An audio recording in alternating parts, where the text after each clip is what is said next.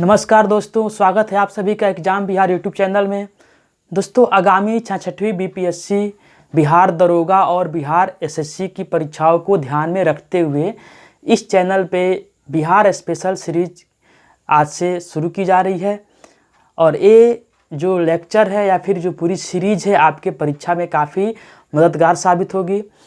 तो आइए दोस्तों स्टार्ट करते हैं। हम सबसे पहले हम आज जानेंगे बिहार के सामान्य परिचय के बारे में।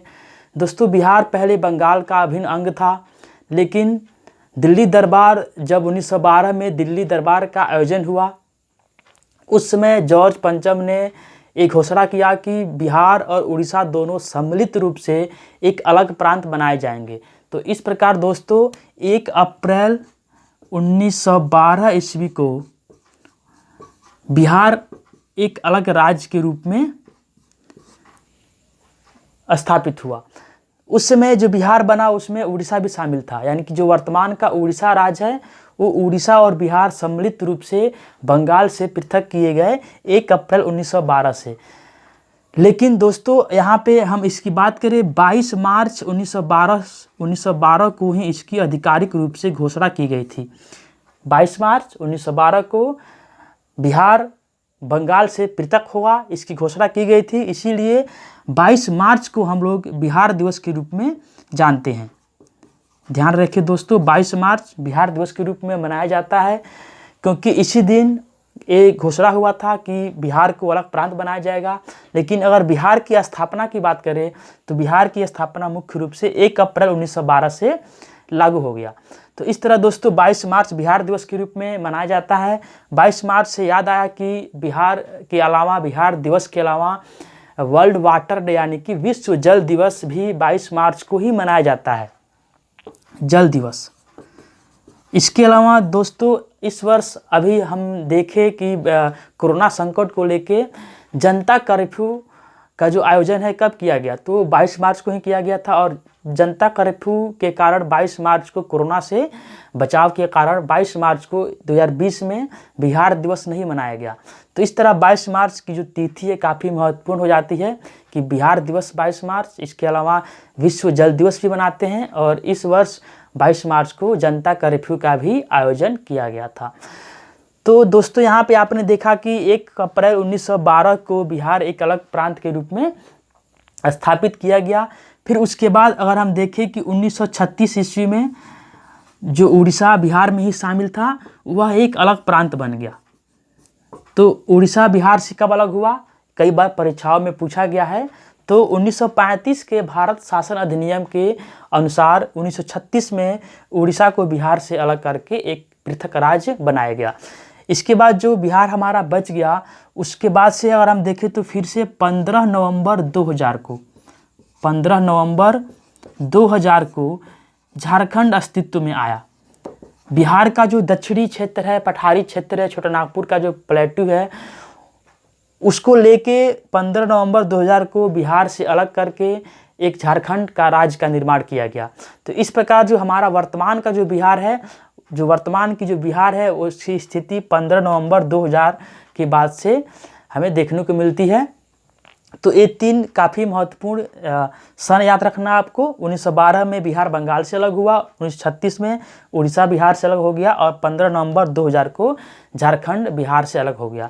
इस प्रकार वर्तमान जो बिहार है हमारा, तो हमारा जो वर्तमान बिहार है उसका जो क्षेत्रफल है यहाँ पे हम देखें तो 94,163 वर्ग किलोमीटर वर्तमान बिहार का क्षेत्रफल है, जो कि कुल भारत के क्षेत्रफल का 2.86% है। इसके अलावा अगर हम बिहार का जो अक्षांशीय और देशांतरीय विस्तार है इसको अगर हम देखें तो चूँकि भारत भी उत्तरी पूर्वी गोलार्ध का देश है, तो बिहार भी उत्तरी पूर्वी गोलार्ध में ही स्थित होगा। और जो बिहार का जो अक्षांशीय और देशांतरीय विस्तार है वो इस प्रकार है। बिहार का अक्षांशीय विस्तार 24 डिग्री 20 मिनट से उत्तरी से 27 डिग्री 31 मिनट उत्तरी तक है। यानी कि आप 24 और 27 याद रख सकते हैं। 24 डिग्री उत्तरी अक्षांश से 27 डिग्री उत्तरी अक्षांश के बीच बिहार स्थित है। अगर हम देशांतरीय विस्तार की बात करें तो 83 डिग्री 19 मिनट पूर्वी से 88 डिग्री 17 मिनट पूर्वी के बीच बिहार स्थित है। तो ये हो गया बिहार का देशांतरीय विस्तार। आपने अक्षांश देशांतर अगर नहीं पढ़ा है तो ज्योग्राफी के टॉपिक में जाकर देखिए, वहाँ पे वीडियो मिलेगा आपको कि अक्षांश रेखाएं और देशांतर रेखाएं क्या होती हैं। यहाँ मैं आपको बता दूं दोस्तों, ग्लोब पर जो रेखाएं इस तरह से खींची गई हैं, उत्तर दक्षिण जो खींची गई हैं इस तरह से, वे आपके अक्षांश देशांतर रेखाएं सॉरी, और जो रेखाएं इस प्रकार से खींची गई हैं वे आपके अक्षांश रेखाएं होती हैं। उसको वहाँ पे बताया गया है बढ़िया से। तो इस प्रकार बिहार का जो अक्षांशीय देशांतरीय विस्तार है वो इस प्रकार है, 24 डिग्री उत्तरी से 27 डिग्री उत्तरी अक्षांशीय विस्तार है, और 83 डिग्री पूर्वी से 88 डिग्री पूर्वी के बीच बिहार का देशांतरीय विस्तार है।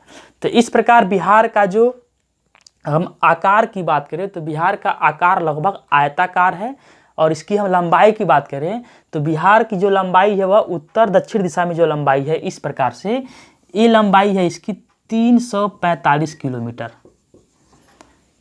345 यानी कि 3, 4, 5 याद रख सकते हैं आप। बिहार की लंबाई उत्तर से दक्षिण दिशा में 345 किलोमीटर है। ये जो नॉर्थ साउथ दिशा में जो इसकी लंबाई है वह 345 किलोमीटर है दोस्तों। इसके अलावा अगर हम इसकी पूरब पश्चिम लंबाई की बात करें तो पूरब से पश्चिम जो ऐसी इसकी जो लंबाई है वह आपका 483 किलोमीटर है, यानी कि 483 किलोमीटर बिहार की पूरब से पश्चिम की लंबाई है। तो इसे आप याद करना काफ़ी आसान है।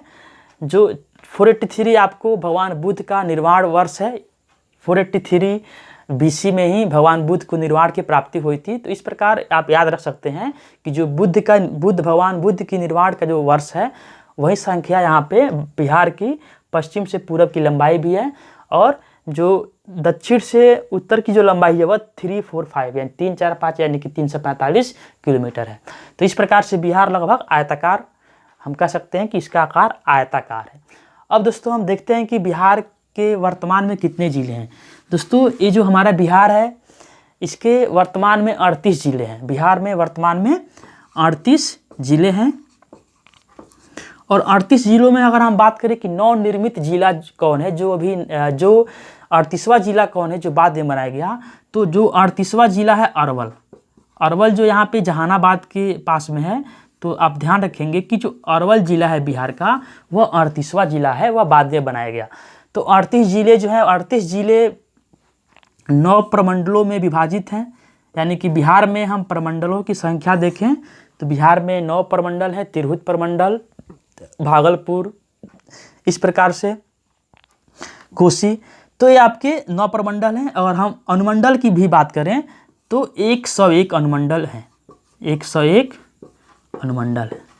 तो दोस्तों ये प्रमंडल, ये बेसिक जानकारी है जो आपको जानना चाहिए कि जिलों की संख्या 38 है, बिहार में 9 प्रमंडल हैं, और बिहार में अनुमंडल की संख्या 101 है, और जो 38वां जिला है वो आपका अरवल है। अगर हम जिलों में बात करें तो सबसे क्षेत्रफल की दृष्टि से सबसे बड़ा जिला आपका, यहाँ पे आप देख पा रहे हैं, पश्चिमी चंपारण जिला है, जो कि नेपाल से सीमा बनाता है। तो पश्चिमी चंपारण जिला जो है आपका क्षेत्रफल की दृष्टि से सबसे बड़ा जिला है। तो इन पे विशेष हम बात करेंगे, जिलों पे विशेष बात करेंगे। यहाँ पे हम थोड़ा आगे देखते हैं। तो दोस्तों अभी आपने देखा कि बिहार का विस्तार क्या है, और बिहार की लंबाई नॉर्थ टू साउथ और ईस्ट टू वेस्ट क्या है, और बिहार में जिलों की संख्या और प्रमंडल अनुमंडल की संख्या आपने देखा। आइए थोड़ा आप देखते हैं यहाँ पे बिहार जो है, बिहार का जो चौहद्दी है, यानी कि बिहार की जो चौहद्दी है उस पर बात करते हैं। तो दोस्तों बिहार के पूरब में पश्चिम बंगाल है, आप यहाँ पे देख पा रहे हैं, पूरब में पश्चिम बंगाल है, और बिहार के पश्चिम में उत्तर प्रदेश है। बिहार के दक्षिण में झारखंड है, जो कि बिहार से ही अलग हुआ था, और बिहार के उत्तर में नेपाल है। तो इस प्रकार बिहार नेपाल के साथ अंतर्राष्ट्रीय सीमा बनाता है, और 3 तरफ से भारत के 3 राज्यों से घिरा हुआ है। तो आइए थोड़ा सा यहाँ पे प्रश्न पूछा जाता है कि बिहार के कौन कौन से ज़िले उत्तर प्रदेश से सीमा बनाते हैं।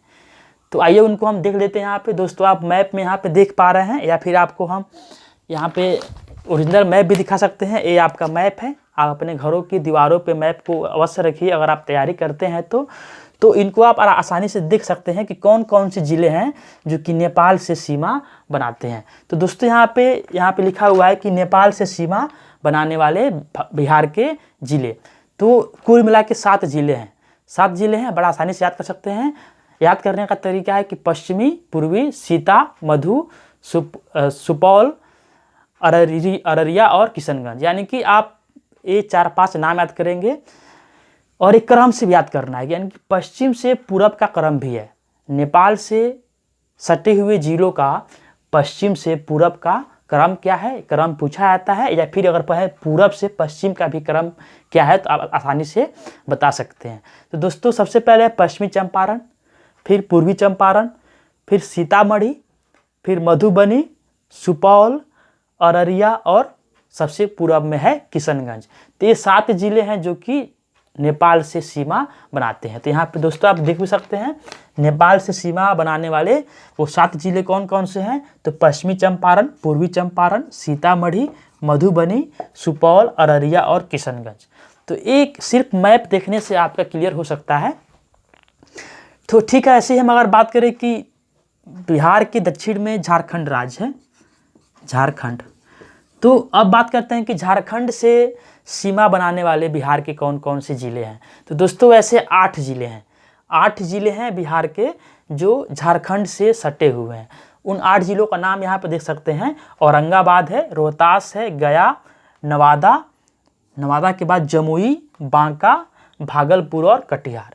तो दोस्तों ये 8 जो ज़िले हैं यहाँ पे आप देख सकते हैं, ये 8 ज़िले झारखंड से सीमा बनाते हैं। यहाँ पे आप देख सकते हैं मैप में, ये हो गया आपका रोहतास, औरंगाबाद, गया, नवादा, जमुई, बांका, भागलपुर और कटिहार। ये जो 8 ज़िले हैं ये झारखंड से सीमा बनाते हैं।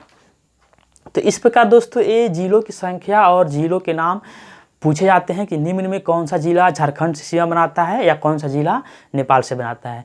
इसके अलावा दोस्तों अगर हम यहाँ पे बात करें कि बिहार के पूरब में कौन सा राज्य है, तो बिहार के पूरब में है पश्चिम बंगाल, जो कि यहाँ से यहाँ तक फैला हुआ है। तो पश्चिम बंगाल कौन कौन से बिहार के जिलों से सीमा बनाता है, तो यहाँ पे देख सकते हैं आप किशनगंज है, किशनगंज के बाद पूर्णिया है, पूर्णिया के बाद कटिहार और यहाँ पे आपका है भागलपुर, फिर यहाँ पे है बांका। तो ये जो आपके 5 जिले हैं किशनगंज, पूर्णिया, कटिहार, भागलपुर और बांका, ये जिले पश्चिम बंगाल से सीमा बनाते हैं। दोस्तों एक ऐसा प्रश्न पूछ सकता है कि बिहार का वह कौन सा जिला है जो उत्तर प्रदेश से भी सीमा बनाता है और नेपाल से भी बनाता है। तो देखिए यहाँ पे पश्चिम चंपारण जो जिला है बिहार का सबसे पश्चिम में है और उत्तर में है। यह पश्चिम चंपारण जिला जो कि क्षेत्रफल की दृष्टि से सबसे बड़ा जिला भी है बिहार का, यह नेपाल से और उत्तर में नेपाल से और पश्चिम में उत्तर प्रदेश से सीमा बनाता है। ठीक उसी प्रकार किशनगंज जो है, किशनगंज जो कि बिहार का सबसे पूर्वी जिला है, सर्वाधिक वर्षा वाला जिला है, यह किशनगंज नेपाल से उत्तर में और पूरब में पश्चिम बंगाल से सीमा बनाता है। तो दोस्तों इस प्रकार इन जिलों के बारे में आपको ध्यान रखना है। ये आप मैप को देखते रहिए कि कौन सी जिले की स्थिति कहाँ पे है। इसके बाद दोस्तों अगर हम यहाँ बात करें तो बिहार में आप देख पा रहे हैं कि बिहार के बीचों बीच से यहाँ पे गंगा नदी बहती है। ये आपकी गंगा नदी है जो कि पश्चिम से पूरब दिशा में बहती है, उत्तर प्रदेश से बहते हुए आके यहाँ पे बक्सर के पास, चौसा के पास प्रवेश करती है और यहाँ भागलपुर के पास चली जाती है झारखंड में और फिर पश्चिम बंगाल में। तो ये जो गंगा नदी है बिहार में पश्चिम से पूरब दिशा में प्रवाहित होती है। यह गंगा नदी बिहार को 2 बराबर भागों में विभाजित करती है। गंगा नदी की जो हम उत्तर में देखें तो इसको हम उत्तरी बिहार बोलते हैं, उत्तरी बिहार जो कि मैदानी क्षेत्र है, और गंगा नदी के जो दक्षिण में बिहार है उसको हम बोलते हैं दक्षिणी बिहार जो कि पठारी क्षेत्र है, इसलिए सर्वाधिक पठारी क्षेत्र है, इसलिए इसको हम पठारी बिहार भी बोलते हैं, दक्षिणी पठारी बिहार भी बोलते हैं। तो गंगा नदी बिहार के बीचों बीच से होकर बहती है लगभग, और गंगा नदी बिहार को 2 भागों उत्तरी बिहार और दक्षिणी बिहार में विभाजित कर देती है। तो दोस्तों हमने आज देखा कि बिहार की स्थिति क्या है, बिहार के जो पड़ोसी राज्य हैं या पड़ोसी देश कौन है और कौन कौन से ज़िले हैं बिहार के जो पड़ोसी देश नेपाल से या फिर झारखंड से या फिर पश्चिम बंगाल से सीमा बनाते हैं। ठीक उसी प्रकार उत्तर प्रदेश से भी सीमा बनाते हैं, पश्चिम चंपारण, गोपालगंज, सिवान, कैमूर, बक्सर, ये सभी जो ज़िले हैं इधर के, ये सभी उत्तर प्रदेश से सीमा बनाते हैं। इसको आप मैप में देख लीजिएगा। इसके अलावा आपने देखा कि बिहार का अक्षांशीय देशांतरीय विस्तार क्या है और बिहार का विभाजन कैसे हुआ, बिहार एक नए प्रांत के रूप में कब से जाना गया। दोस्तों अगर हम बिहार की बात करें तो बिहार का नाम बिहार कैसे पड़ा दोस्तों? तो बिहार का मतलब होता है ज्ञान अर्जन करने के लिए, ज्ञान की प्राप्ति के लिए भ्रमण करना। दोस्तों 12वीं-11वीं शताब्दी में बिहार में बौद्ध मठों की काफ़ी अधिक संख्या थी और विदेशों से, थाईलैंड से, चाइना से बौद्ध भिक्षु बिहार में शिक्षा ग्रहण करने के लिए आते थे। तो बौद्ध मठों की अधिकता के कारण, बौद्ध विहारों के कारण यहाँ का नाम बिहार पड़ गया और उसी बिहार का जो बिगड़ा हुआ रूप है वो बिहार कहते हैं। तो बिहार का शाब्दिक अर्थ होता है ज्ञान प्राप्ति के लिए भ्रमण करना, तो इसलिए इसका नाम बिहार रख दिया गया। तो दोस्तों आज के लिए इतना ही, मिलते हैं अगले क्लास में। फिर हम इस प्रकार से बिहार की नदियाँ, बिहार की भौगोलिक स्थिति, बिहार के जनसंख्या, बिहार के उद्योग धंधे, बिहार में वन पर्यावरण, बिहार में कृषि, ये विभिन्न अलग अलग टॉपिकों के बारे में हम एक एक लेक्चर आएंगे और आपको वहाँ पे हम सारे फैक्ट्स से रूबरू कराएंगे। तो आज के लिए इतना ही, मिलते हैं अगले क्लास में। तब तक के लिए विदा लेते हैं आपसे दोस्तों, धन्यवाद।